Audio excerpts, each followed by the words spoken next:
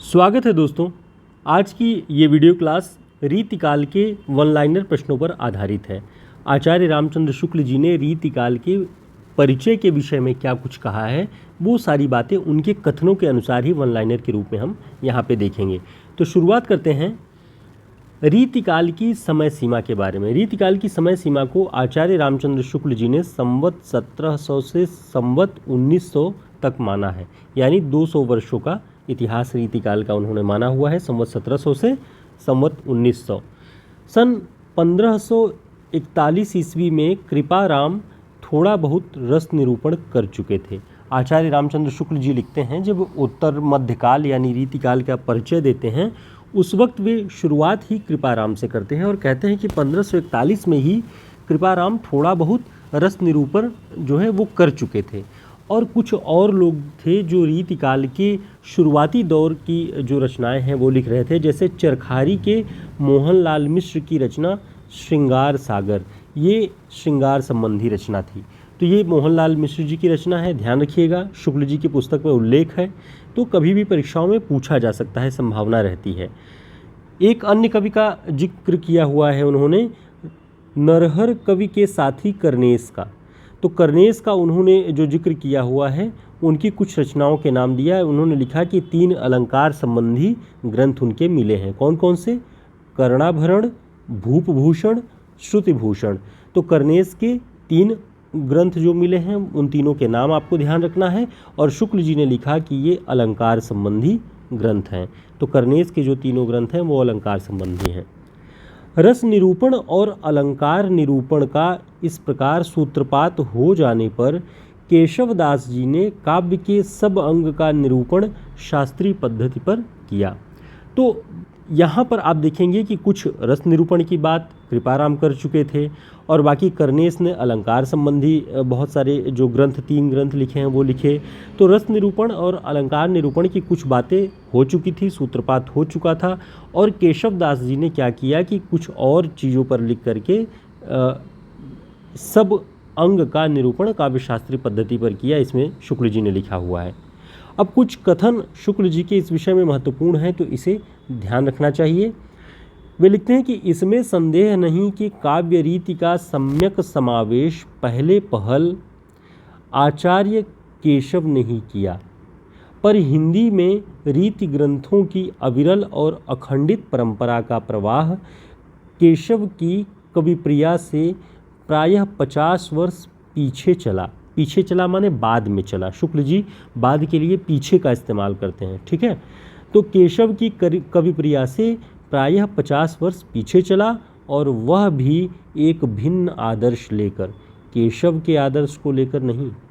अब देखिए यहाँ पे शुक्ल जी ने बहुत क्लियर कर दिया हुआ है कि शुरुआत जो है काव्य रीति का सम्यक समावेश तो केशवदास जी में मिलता है, लेकिन रीति ग्रंथों की जो अविरल और अखंडित परंपरा माननी चाहिए वो केशवदास की कविप्रिया के 50 साल बाद से शुरू होता है। और वो भी केशव से मोटिवेशन लेके नहीं, केशव की रीति और काव्य संबंधी मान्यताओं को लेकर के नहीं, बल्कि अन्य मान्यताओं को लेकर के। अब अन्य में कौन सी थी वो आगे आप देखेंगे कि शुक्ल जी ने उसको स्पष्ट किया हुआ है। आगे उनका कथन है कि केशव के प्रसंग में यह पहले कहा जा चुका है कि वे काव्य में अलंकारों का स्थान प्रधान समझने वाले चमत्कारवादी कवि थे।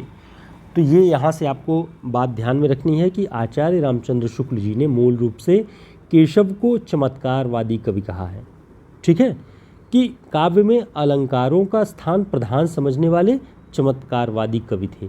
तो शुक्ल जी ये बात लिख रहे हैं केशवदास के बारे में। आगे उन्होंने लिखा कि उन्होंने हिंदी पाठकों को काव्यांग निरूपण की उस पूर्व दशा का परिचय कराया जो भामह और उद्भट के समय में थी, उस उत्तर दशा का नहीं जो आनंदवर्धन, मम्मट और विश्वनाथ के द्वारा विकसित हुई। ये डिफरेंस आप जब ध्यान रखेंगे तो शुक्ल जी की बात आपको समझ में आ जाएगी। वे कह रहे हैं कि केशवदास जी क्या कर रहे थे कि काव्यांग निरूपण में जो शास्त्रीय पद्धति अपना रहे थे उससे पाठकों का परिचय हुआ किस परंपरा से? भामह और उद्भट वाली परंपरा से। इनके परवर्ती जो थे आनंदवर्धन, मम्मट और विश्वनाथ के द्वारा नहीं। लेकिन आप जब आगे देखेंगे शुक्ल जी के कथनों को तो वहाँ स्पष्ट होगा कि केशव ने तो भामह और उद्भट की धारा को पकड़ा, उनकी काव्यांग निरूपण की पद्धति को पकड़ा, लेकिन 50 वर्ष बाद कवि प्रिया के जो लोग आए यानी चिंतामणि त्रिपाठी आते हैं और उसके बाद जो अविरल और अखंडित धारा रीति ग्रंथों की चलती है, उन लोगों ने उस पद्धति को नहीं पकड़ा जो केशव दास ने जिसकी शुरुआत की भामह और उद्भट वाली। उन लोगों ने आनंदवर्धन, मम्मट, विश्वनाथ, जयदेव इन लोगों के शास्त्रीय निरूपण की पद्धति और काव्यांग निरूपण पद्धति को अपनाया। तो ये डिफरेंस है जहाँ से वो कहते हैं कि केशव दास अलग हो जाते हैं रीति ग्रंथों की अविरल और अखंडित परंपरा से। ठीक है, इसे आप एक बार ध्यान से, अगर आपको थोड़ा भी कन्फ्यूज़न लग रहा हो तो ध्यान से एक बार बैक करके भी सुन सकते हैं, जिससे स्पष्ट हो जाएगा। आगे देखते हैं, यही बात और स्पष्ट ढंग से शुक्ल जी कहते हैं। और शुक्ल जी की भाषा बहुत जटिल नहीं है, जिस तरह से लोगों ने बहुत हवा बना रखा है कि आचार्य रामचंद्र शुक्ल की भाषा बहुत कठिन है, समझना मुश्किल है। जितनी प्रांजल और प्रवाहमान धारा हिंदी भाषा की शुक्ल जी की है, उतनी शायद किसी की होगी। तो आप जब पढ़ने बैठेंगे तब आपको लगेगा कि आप कोई रसपूर्ण साहित्य पढ़ रहे हों, हिंदी साहित्य के इतिहास को उन्होंने इस तरह से लिखा हुआ है। ठीक है, तो आगे हम देखते हैं शुक्ल जी के ही कथनों को। वे लिखते हैं कि पर केशव दास के उपरांत तत्काल रीति ग्रंथों की परंपरा चली नहीं। कवि प्रिया के 50 वर्ष पीछे उसकी अखंड परंपरा का आरंभ हुआ। ये 2-3 जगह शुक्ल जी बार बार स्पष्ट कर रहे हैं ताकि ये कंफर्म हो जाए कि केशव दास की कवि प्रिया के 50 वर्षों के अंतर के बाद चिंतामणि त्रिपाठी से रीति काल के रीति ग्रंथों की अविरल और अखंडित परंपरा का सूत्रपात होता है। ये स्पष्ट करने के लिए बार बार शुक्ल जी इसे मेंशन कर रहे हैं, तो आपको इसे ध्यान रखना चाहिए। कभी भी प्रश्न में पूछे कि कवि प्रिया के कितने वर्षों के बाद अविरल और अखंडित परंपरा रीति ग्रंथों की मानते हैं शुक्ल जी, तो 50 वर्ष ध्यान में रखना है। ठीक है, यह परंपरा केशव के दिखाए हुए पुराने आचार्यों यानी भामह, उद्भट आदि के मार्ग पर न चलकर परवर्ती आचार्यों के परिष्कृत मार्ग पर चली। यही बात अभी हमने आपको ऊपर बताई कि जो परंपरा भामह और उद्भट वाली केशव दास बता रहे थे, उनको छोड़ करके चिंतामणि त्रिपाठी के बाद वाली जो धारा थी, उन लोगों ने जयदेव, आनंदवर्धन, है ना, विश्वनाथ, मम्मट, इनकी परंपरा को उन लोगों ने स्वीकार किया और रीति ग्रंथों की परंपरा को चलाया। वे लिखते हैं कि जिसमें अलंकार और अलंकार्य का भेद हो गया था। केशव तक अलंकार और अलंकार्य का भेद नहीं हुआ था। केशव के 50 वर्ष बाद अलंकार और अलंकार्य में भेद हो गया और वहीं से रीति ग्रंथों की परिपाटी चलती है। हिंदी के अलंकार ग्रंथ अधिकतर चंद्रालोक और कुवलयानंद के अनुसार निर्मित हुए। तो देखिए, भामह और उद्भट वाली रचनाओं से नहीं, चंद्रालोक और कुवलयानंद के अनुसार रीति ग्रंथों की परंपरा चल रही है। उन पर उनसे प्रेरणा लेकर के, उनके सूत्रों को पकड़ के। तो कमेंट करके आप बताएंगे कि चंद्रालोक और कुवलयानंद किसकी रचनाएं हैं। काव्यशास्त्र के अंतर्गत आप लोगों ने पढ़ा होगा, तो आप बताएंगे कि चंद्रालोक और कुवलयानंद किसकी रचनाएं हैं। अगली क्लास में हम जिक्र करेंगे। आप लोग अभी उत्तर दीजिए, हम बराबर देखते हैं आपके उत्तर को। अगला कथन है कि शुक्ल जी लिखते हैं कि इस प्रकार दैव योग से संस्कृत साहित्य शास्त्र की संक्षिप्त उद्धरणी हिंदी में हो गई। तो कुल मिलाकर के अब तक जो लोक साहित्य के रूप में भक्ति काव्य भी आ रहा था, लोक भाषा में लोक चेतना से जुड़ा हुआ, लोक जागरण काल तक कहा रामविलास शर्मा जी ने भक्ति काल को, और आदिकालीन साहित्य जो है वो अपभ्रंश, प्राकृत और अभट्ट, इन सारी पुरानी हिंदी के तौर की रचनाओं पर आधारित था। रीति काल में आते आते संस्कृत साहित्य शास्त्र की थोड़ी सी झलक, थोड़ा सा टच दिखाई पड़ने लगता है। और शुक्ल जी यही कहते हैं यहाँ पर कि दैव योग से, ऊपर वाले की कृपा से, संस्कृत साहित्य शास्त्र की संक्षिप्त उद्धरणी, एक छोटी सी नदी हिंदी में प्रवाहित होने लगी। तो ये बात शुक्ल जी कह रहे हैं। ठीक है, आगे वे लिखते हैं कि हिंदी रीति ग्रंथों की परंपरा चिंतामणि त्रिपाठी से चली। ये वो कथन है जो कि कई बार परीक्षाओं में पूछा गया है और टर्निंग पॉइंट है, जिसे याद रखा जाता है, परीक्षाओं में पूछा भी जाता है कि हिंदी रीति ग्रंथों की परंपरा चिंतामणि त्रिपाठी से चली, अतः रीति काल का आरंभ उन्हीं से मानना चाहिए। यह कथन किसका है? इस तरह से पूछा जाता है। यह कथन है आचार्य रामचंद्र शुक्ल का। हमने सारे जो कोटेशंस आपको बताए हैं वो सारे के सारे आचार्य रामचंद्र शुक्ल जी की पुस्तक से ही हैं, इसलिए आपको इसे ध्यान रखना चाहिए, ये काफ़ी उपयोगी होगा। आगे देखते हैं चिंतामणि त्रिपाठी के 3 प्रमुख ग्रंथ कौन कौन से हैं। शुक्ल जी ने बताया कि काव्य विवेक, कविकुल कल्पतरु और काव्य प्रकाश, 3 ग्रंथ चिंतामणि त्रिपाठी के हैं। मम्मट की रचना का भी नाम संभवतः काव्य प्रकाश ही है। कमेंट करके आप बताएंगे, कंफर्म करेंगे आप लोग।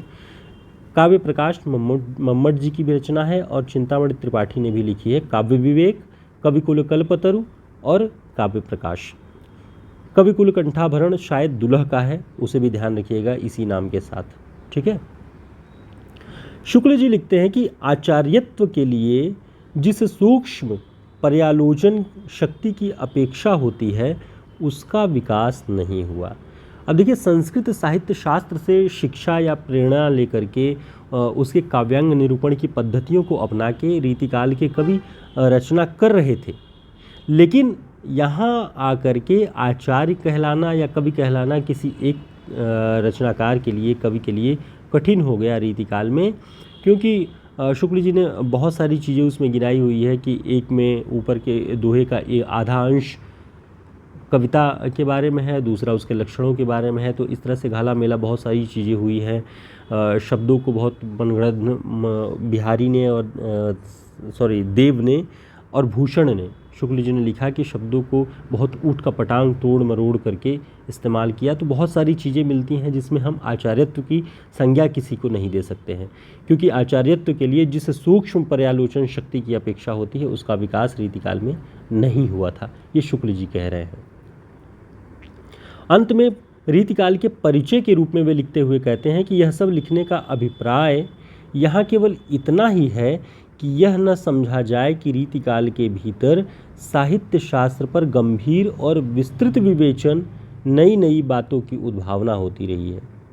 मतलब वे कह रहे हैं कि इसका अभिप्राय ये मत लिखिए, ये मत समझिए कि रीतिकाल के भीतर साहित्य शास्त्र पर बहुत गंभीर और विस्तृत विवेचन हुआ है और नई नई बातों की उद्भावना हुई है। ऐसा कुछ नहीं हुआ है, रिपीटेशन है संस्कृत साहित्य शास्त्र का। ये शुक्ल जी ऐसा लिखते हैं और उसके तर्क भी उन्होंने दिए हैं। अपनी अगली क्लास में हम इन सारे तर्कों पर शुक्ल जी ने जो रीतिकाल का दिया हुआ है उसके बारे में वो सब कुछ देखेंगे, जिससे स्पष्ट हो जाएगा कि रीतिकाल का उद्भव और उसकी मूल प्रवृत्तियाँ क्या हैं और प्रमुख कवि कौन कौन से हैं उनके बारे में हम एक क्लास में डिटेल में पूरा पढ़ेंगे, ताकि कंप्लीट तैयारी हो जाए रीतिकाल की। तो दोस्तों, ये हमारा हिंदी साहित्य का शॉर्ट नोट्स है। आप सभी चाहें तो इसे ऑर्डर कर सकते हैं हमारे व्हाट्सएप नंबर पे संपर्क करके। जो लोग ऑर्डर कर रहे हैं, धीरे धीरे समय पे नोट्स पहुंच रहे हैं उनके पास। काफ़ी उपयोगी है क्योंकि हमने बहुत महत्वपूर्ण पॉइंट्स ही इस नोट्स में रखे हुए हैं। अनर्गल बहुत सारी बातें छोड़ करके जो परीक्षाओं की दृष्टि से उपयोगी नहीं है उसे हमने उसमें नहीं रखा हुआ है। तो TGT, PGT, assistant professor, UGC net के लिए ये बहुत महत्वपूर्ण नोट्स है। आप सभी इसे अपने पास रख सकते हैं। परीक्षाओं के दौरान शॉर्ट टाइम में, बहुत कम समय में रिवीजन के लिए बहुत उपयोगी नोट्स है। इसमें लगभग 800 से 900 वस्तुनिष्ठ प्रश्न भी हैं और वन लाइनर फैक्ट्स भी है आधे हिस्से में।